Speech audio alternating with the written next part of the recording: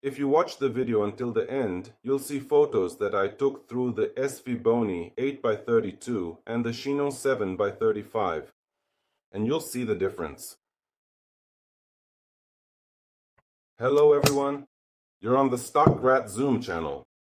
Take a look at this Japanese ultra-wide-angle binocular I have, Chinon 7x35. The field of view is 10.5 degrees, which translates to 183 meters at a distance of 1 kilometer. The eyepiece field of view is exceptionally large, 73 degrees.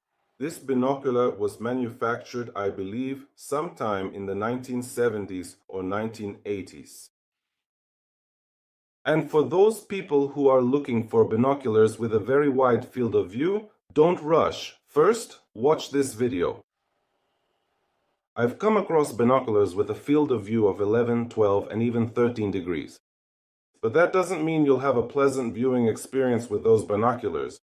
Of course, the field of view will be huge, but what will you see at the edges?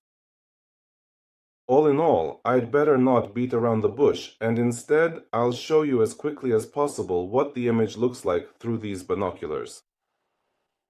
And I also want to add something for those people who have these binoculars or similar ones and have the same type of eyepieces. There is an eye cup here. You can twist it like this and it extends outward. It's much more comfortable to look in this position.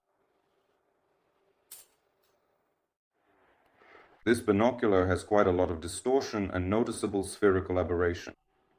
As you can see, at the edges of the field of view, the image starts to blur and loses sharpness. If you adjust the focus so that the edges become sharper, then the central part of the image appears blurry.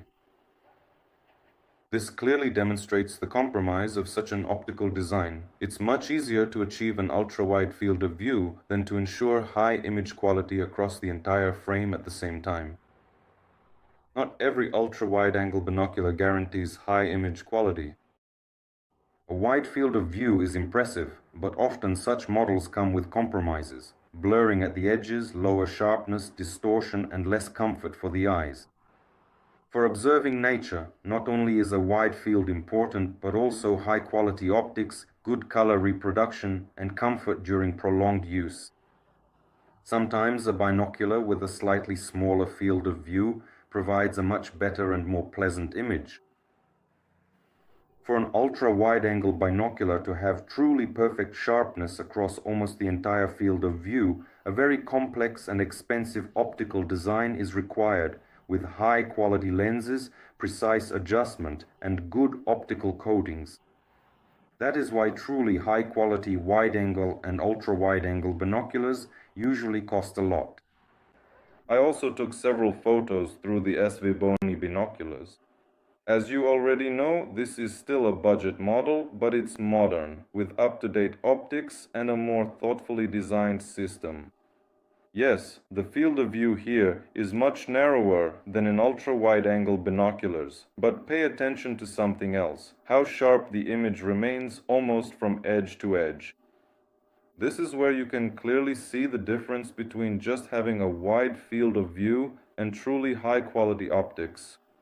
Sometimes a slightly narrower field of view provides a much more comfortable and enjoyable observation experience, especially for nature, landscapes, and extended use. Don't forget to support the Optics channel. I hope you enjoyed this video. See you next time.